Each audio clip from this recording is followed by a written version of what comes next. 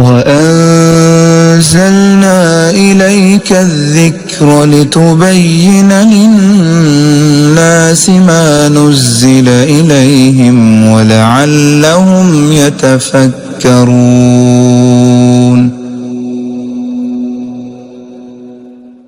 إن الحمد لله نحمده ونستعينه ونستغفره ونعوذ بالله من شرور أنفسنا ومن سيئات أعمالنا من يهده الله فلا مضل له ومن يضلله فلا هادي له وأشهد أن لا إله إلا الله وحده لا شريك له وأشهد أن محمدا عبده ورسوله أما بعد. آج ہم انشاءاللہ تعالی سورۃ البقرہ کی آیت نمبر 232 سے شروع کریں گے. یاد رکھ لیں کہ جس سورت کو ہم نے شروع کیا ہوا ہے یہ سورۃ البقرہ ہے، اور اس سورت کے اندر اللہ تعالیٰ نے بہت سارے احکامات عطا فرمائے ہیں، اور ہماری کوشش یہ ہے کہ قرآن مجید میں جہاں ہم اس کی تفسیر جان رہے ہیں وہاں ہم یہ لازمی جاننے کی کوشش کرتے ہیں کہ اللہ کے احکامات کیا ہیں. یقیناً واقعات بھی بہت بڑی اہمیت رکھتے ہیں، لیکن سب سے بڑی اہمیت اس بات کی ہوتی ہے کہ اللہ کا آرڈر کیا ہے، اللہ تعالیٰ کس چیز کا حکم دیتا ہے اور کس چیز سے روکتا ہے. اس لیے قرآن مجید کے جو احکامات ہوتے ہیں ان کو ذرا تفصیل کے ساتھ واضح کر دیا جاتا ہے کہ اس سے اللہ تعالیٰ ہم سے یہ مطالبہ کر رہا ہے. تو سورۃ البقرہ میں دوسرے سپارے کے اندر اللہ تعالیٰ نے بہت سارے خاندانی معاشرتی احکامات اور مسائل دیے ہیں.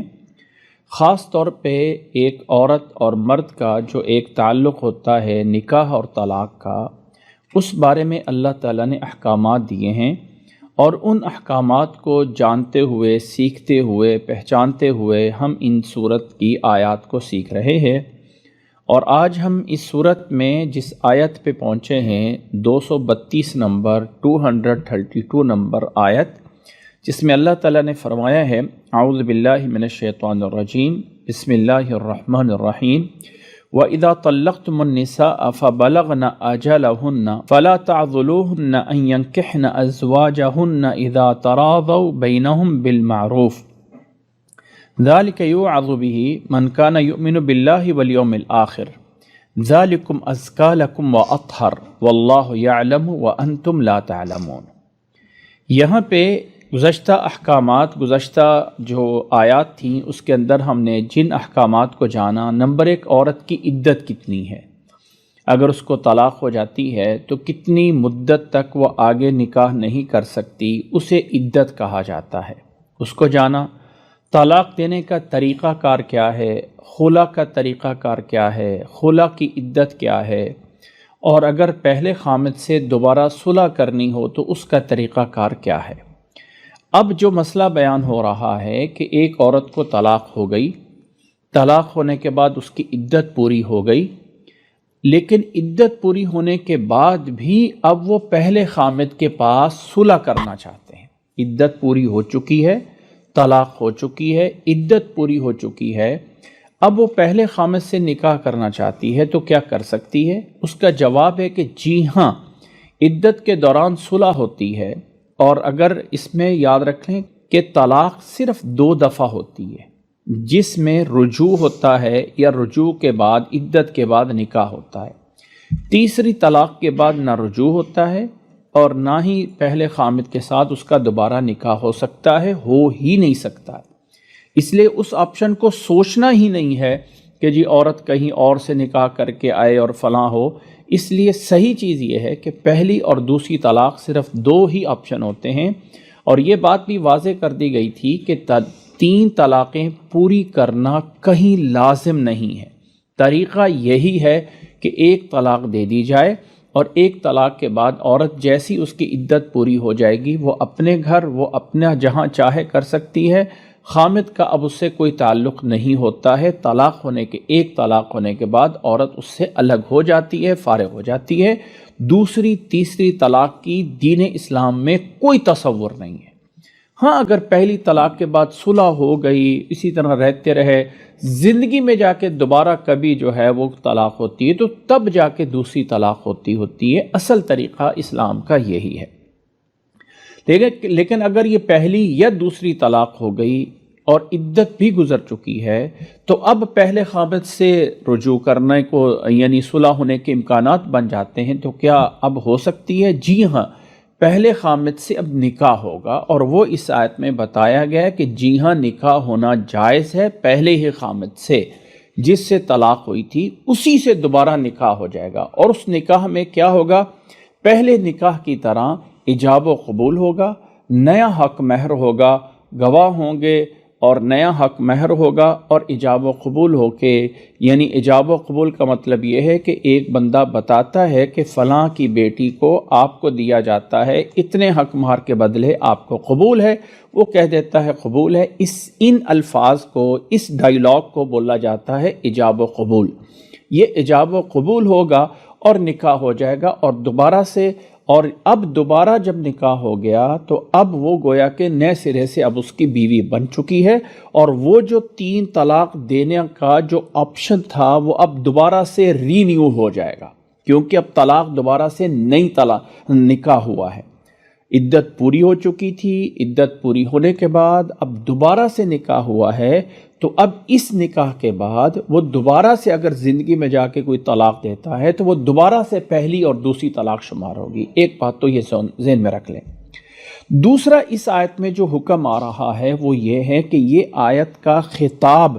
عورت کے لیے نہیں ہے، متوجہ کیا جا رہا ہے عورت کے جو ذمہ داران ہیں ان کو،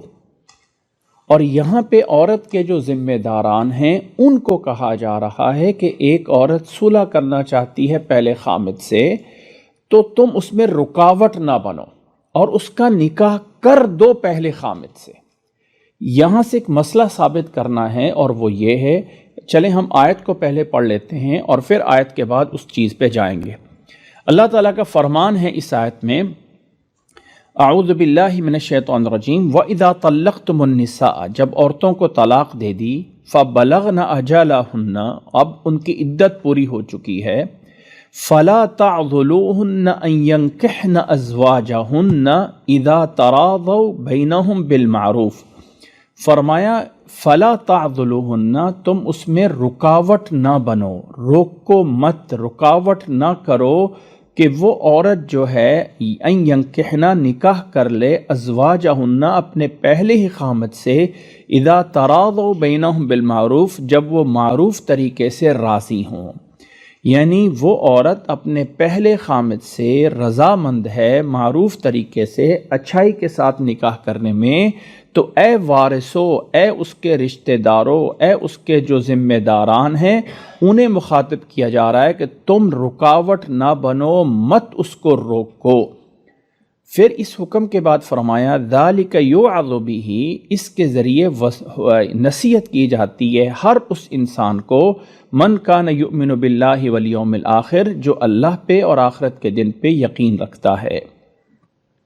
ذالکم ازکا لکم واطہر، یہی تمہارے لیے زیادہ پاکیزہ ہے، زیادہ تمہارے لیے صاف ستھرا ہے، بہتر ہے، واللہ یعلم وانتم لا تعلمون، اور اللہ تعالیٰ جانتا ہے اور تم نہیں جانتے ہو۔ اس آیت میں پہلا حکم تو یہ بتا دیا گیا کہ عورت کی عدت پوری ہونے کے بعد پہلے خامد سے نکاح کر سکتی ہے۔ دوسرا حکم یہ ہے کہ یہ جو وارث ہیں، جو اس عورت کے ذمہ داران ہیں، ان کو آخر کیوں کہا گیا کہ تم رکاوٹ نہ بنو؟ صحیح بخاری میں اس آیت کا شان نزول یہ آتا ہے کہ ایک بھائی نے اپنی بہن کا نکاح کیا ایک آدمی سے، اور اس آدمی نے کچھ دیر بعد طلاق دے دی۔ طلاق دینے کے بعد جو ہے وہ اس عورت کی عدت بھی پوری ہو گئی۔ اب عدت پوری ہونے کے بعد اس عورت کی اور خامد کا دوبارہ سے نیا نکاح کرنے کا ارادہ بن گیا کہ ہم نکاح کر لیتے ہیں دوبارہ سے۔ بھائی نے قسم اٹھا لی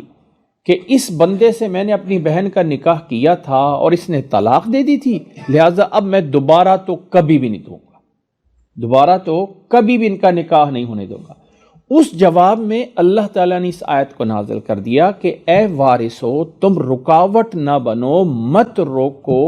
عورت کو اگر وہ پہلے خامد سے نکاح کرنا چاہتی ہے۔ تو اب یہاں سے ایک مسئلہ نکلتا ہے، اور مسئلہ یہ ہے کہ کیا عورت اپنے ولی کے بغیر، جسے ولی کہا جاتا ہے، سرپرست کہا جاتا ہے، اس کی اجازت کے بغیر نکاح کر سکتی ہے؟ اس آیت میں مخاطب کیا گیا ولی کو کہ تم رکاوٹ نہ بنو، تو اس کا مطلب یہ ہے کہ ولی اگر منع کرتا ہے تو اس کی منع کرنا اس کا رکاوٹ ضرور ہے، اور اس کی اجازت دین اسلام میں ایک ویلیو رکھتی ہے۔ اس کی تائید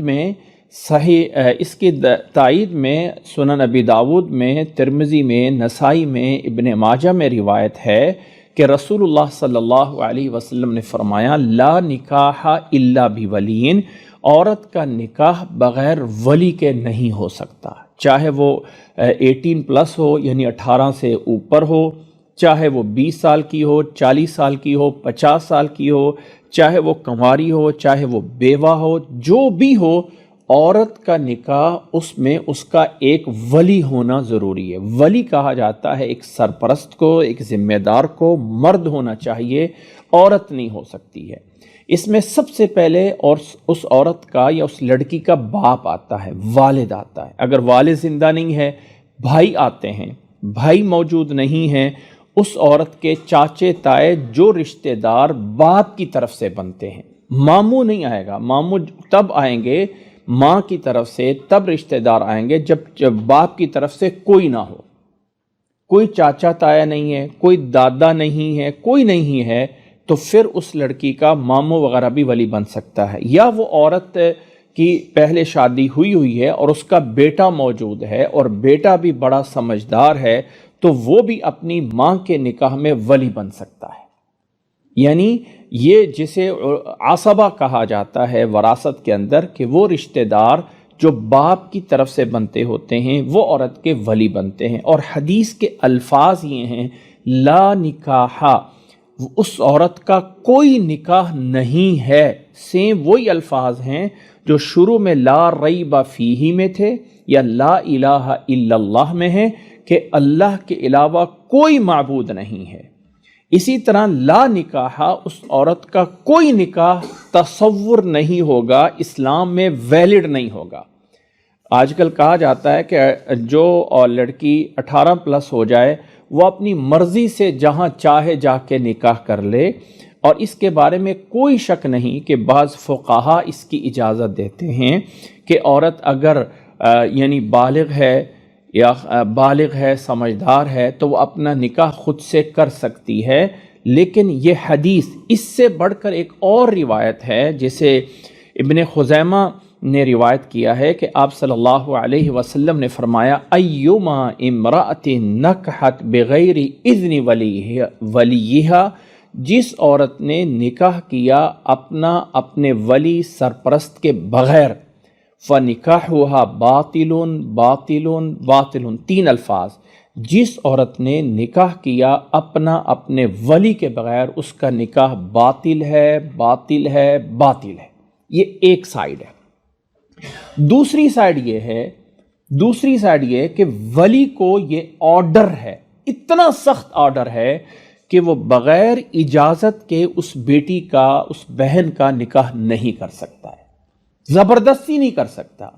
نکاح ہونے سے پہلے اجازت لے گا کہ ہم تمہارا نکاح فلاں بندے سے کرنا چاہتے ہیں، کیا تو اجازت دیتی ہے؟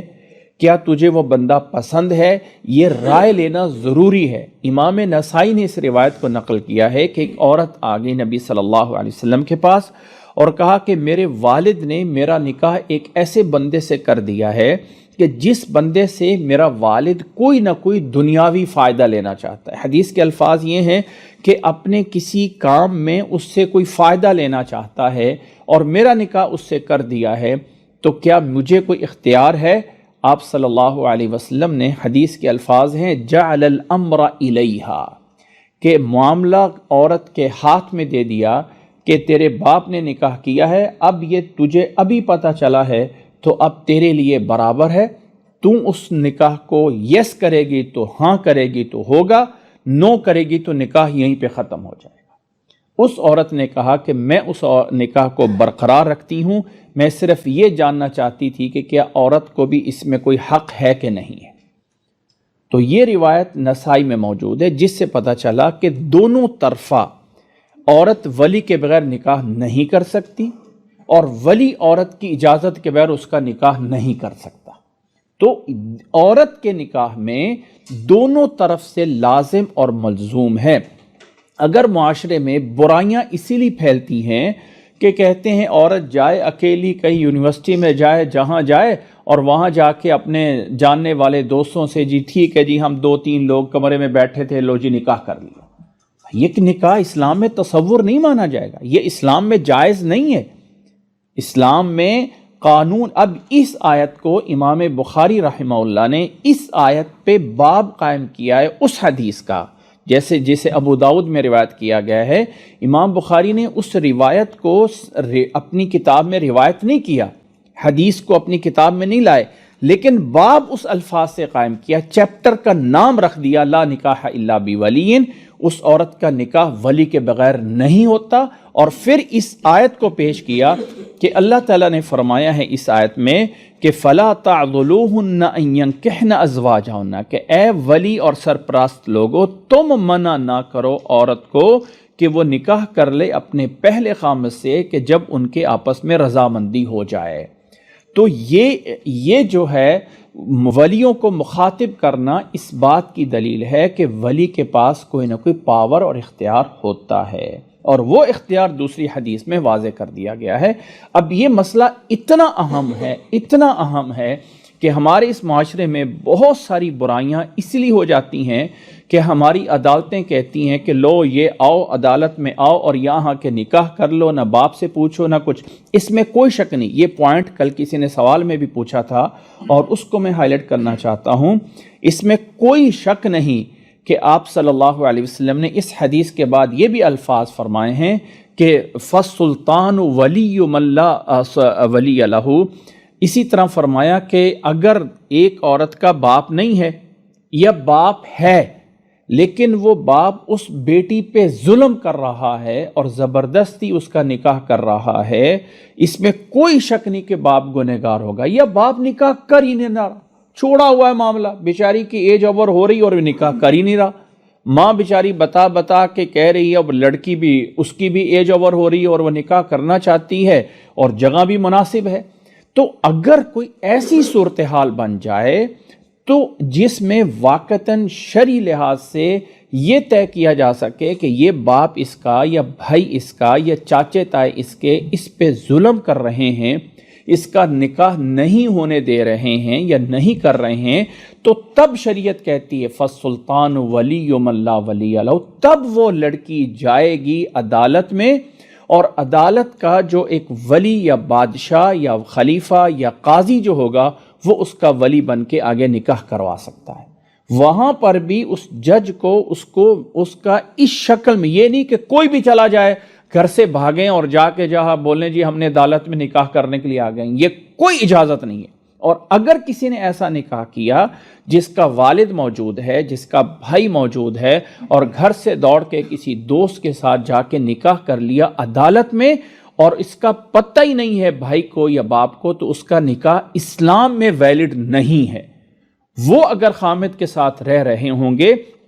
تو وہ ایک برائی کا رشتہ ہو جائے گا، نعوذ باللہ وہ زنا کا رشتہ ہو جائے گا، اولاد آگے اسی زنا کی پیداوار ہو جائے گی۔ اس لیے لازم ہے، ضروری ہے کہ وہ اس کو جو ہے ولی کی اجازت دی جائے۔ قاضی شرعی عدالت کا تب کرے گا کہ اسے ثابت کرنا پڑے گا کہ ہاں اس کا باپ موجود ہے، اور اس کے باپ کو بلایا جائے گا، بھائی کو بلایا جائے گا، چاچا تائے کو بلایا جائے گا، اور وجہ دریافت کرنے کے بعد جب پتہ چل جائے کہ واقعتاً یہ ضد لگا کے بیٹھے ہوئے ہیں، تب ولی کہے گا کہ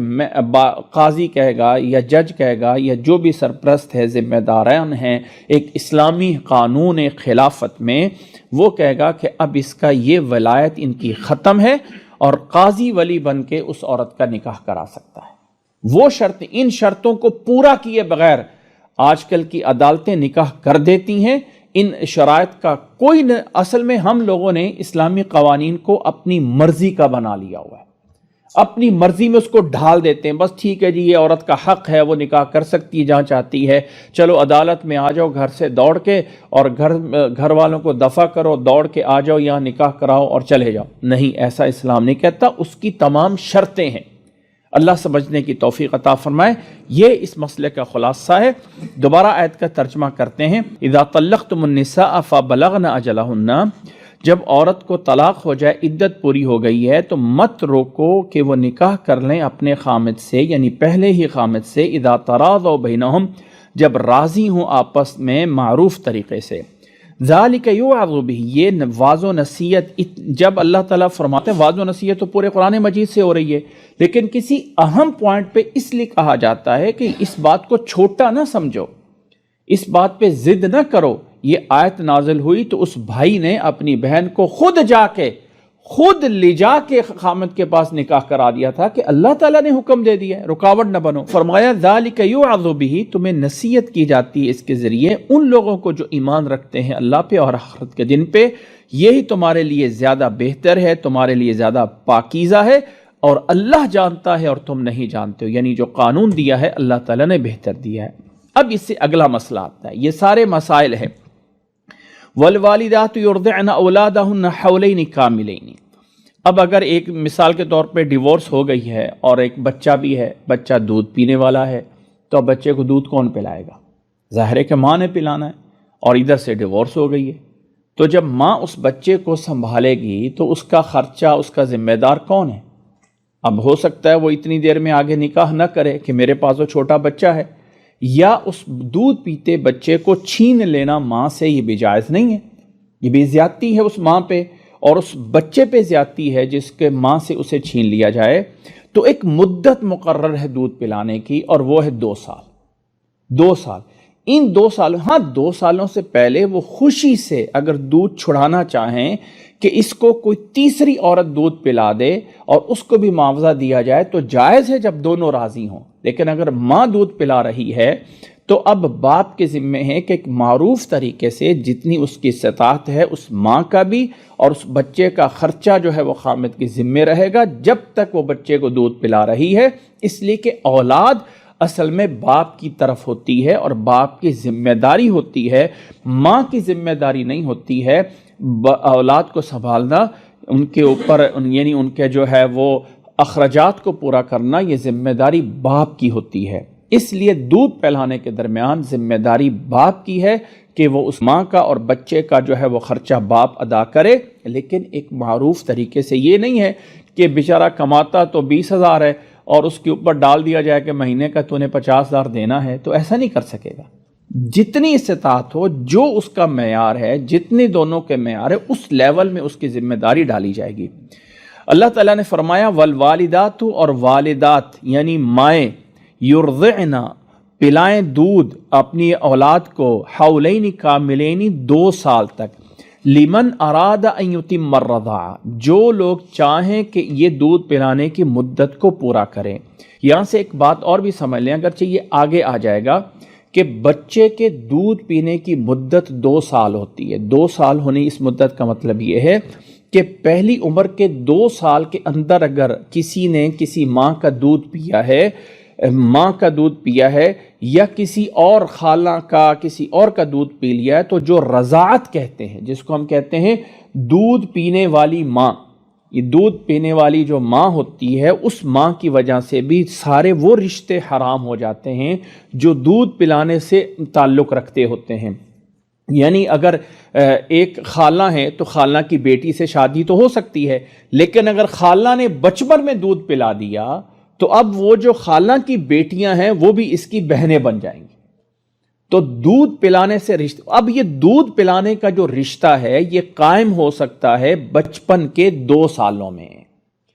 بچہ 2 سال کا ہے اور 2 سال کے اندر کسی نے اس کو دودھ پلا دیا ہے تو تب رضاعت ثابت ہوگی، اور یہ مسئلہ آگے چل کے آ جائے گا۔ خلاصہ یہ کہ رضاعت کتنی ثابت ہوتی ہے۔ ایک بچے نے 1 گھونٹ دودھ پی لیا تو کیا وہ دودھ پلانے والی رضائی ماں بن جائے گی؟ نہیں۔ حضرت عائشہ رضی اللہ تعالیٰ عنہ سے صحیح البخاری میں روایت ہے کہ 5 دفعہ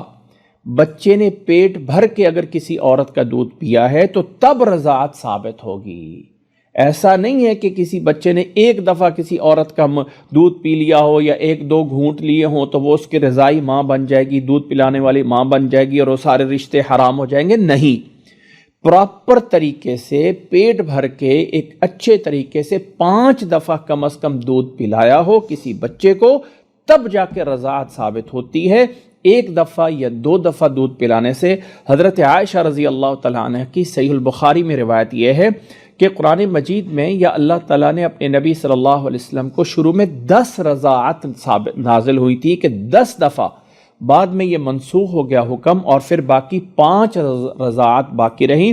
کہ 5 دفعہ کسی عورت نے بچے کو دودھ پلایا ہو تو تب رضاعت ثابت ہوگی۔ تو بہرحال وہ رضاعت کی مدت 2 سال، پہلے 2 سالوں کے دوران، اور رضاعت کی کوانٹٹی، یہ 2 شرطیں پوری ہوں گی تو تب اس کے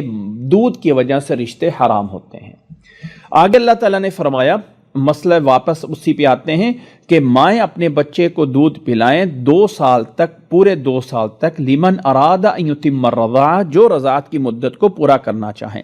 وعلی المولود لہ، جس کا بچہ ہے یعنی والد جو ہے اس کے ذمے ہے رزقہن و کسوتہن بالمعروف، ان کا خرچہ، ان کے کپڑے معروف طریقے سے۔ بار بار قرآن مجید معروف کہتا ہے تاکہ کسی پہ زیادتی نہ ہو۔ آگے فرمایا لا تکلف نفس الا وسعها، کسی جان پہ بوجھ نہیں ڈالا جائے گا اس کی وسعت سے زیادہ۔ لا تضار والدۃ بولدها، ماں کو اس کے بچے کی وجہ سے بلیک میل نہیں کیا جائے گا، تکلیف نہیں دی جائے گی۔ ولا مولود لہ بولدی، اور نہ باپ کو بچے کی وجہ سے بلیک میل کیا جائے گا یعنی تکلیف دی جائے، ضرر نہیں پہنچایا جائے گا۔ اب دیکھا باپ کہتا ہے اچھا اب اس نے دودھ تو پلانا ہی ہے، بچے تو چھوڑ نہیں دیا، لہٰذا میں تو تجھے مہینے کا 1000 روپیہ دیا کروں گا بس۔ اب وہ مجبور ہے بیچاری، کچھ کر نہیں سکتی ہے۔ کوئی کہے گا میں تو، اور ادھر سے کمائی اس کی جو ہے وہ 1 مہینے کی 5 لاکھ ہو، اور میں کہے گا جی میں تو 1000 دوں گا۔ اب وہ عورت مجبور ہے، بچے کے بغیر رہ بھی نہیں سکتی ہے۔ تو ادھر ماں کو بھی تکلیف نہ دی جائے اور ادھر سے باپ کو بھی نہیں تکلیف دی جائے کہ وہ کما تو رہا ہے مثلا 20-25 ہزار، اور ماں جا کے عدالت میں سے 50,000 اس کی ذمہ ڈلوا دیتی ہے کہ اب 50,000 مہینے کے دینا ہے، تو کیا کرے گا بیچارہ؟ نہ اس کو تکلیف دی جائے نہ اس کو تکلیف دی جائے۔ وعلی الوارث مثل ذلک، ہاں اگر فوت ہو گیا باپ اور اس کے وارث موجود ہیں تو وارث جو جائیداد میں وراثت کے بن رہے ہیں، اب ان کے ذمے بھی ہوگا کہ اس بچے کی ماں کو وہ خرچہ دیتے رہیں جو باپ کی ذمہ داری بنتی تھی۔ فَإِنْ أَرَادَ فِصَالًا عَنْ طَرَافٍ مِّنْهُمَا، ہاں اگر اس سے پہلے وہ دودھ چھڑانا چاہیں خوشی سے آپس میں اور مشورے سے، تو کوئی حرج نہیں ہے ان دونوں پہ، اس سے یعنی 2 سال کی مدت سے پہلے بھی دودھ چھڑا سکتے ہیں خوشی سے۔ وَإِنْ أَرَدْتُمْ أَن تَسْتَرْضِعُوا أَوْلَادَكُمْ، اور اگر آپ اپنے بچے کو دودھ پلوانا چاہتے ہو کسی دوسری عورت سے رضاعت لینا چاہتے ہو تو اس پر بھی کوئی حرج نہیں ہے۔ اذا سلمتم ما آتیتم بالمعروف، جب اس دوسری عورت کو جو اس کا حق بنتا ہے، معاوضہ بنتا ہے، وہ اس کو پورا ادا کرو۔ واتقوا اللہ، اور اللہ سے ڈر جاؤ۔ اصل میں اللہ تعالیٰ سے ڈرنا جب انسان کے اندر آ جاتا ہے تو تبھی وہ ان چیزوں میں انصاف کرتا ہے۔ وَاعْلَمُوا، اور جان لو، ان اللہ بما تعملون بصیر، جو کچھ کر رہے ہو اللہ اسے خوب جانتا ہے۔ وَأَنزَلْنَا إِلَيْكَ الذِّكْرَ لِتُبَيِّنَ لِلنَّاسِ مَا نُزِّلَ إِلَيْهِمْ وَلَعَلَّهُمْ يَتَفَكَّرُونَ۔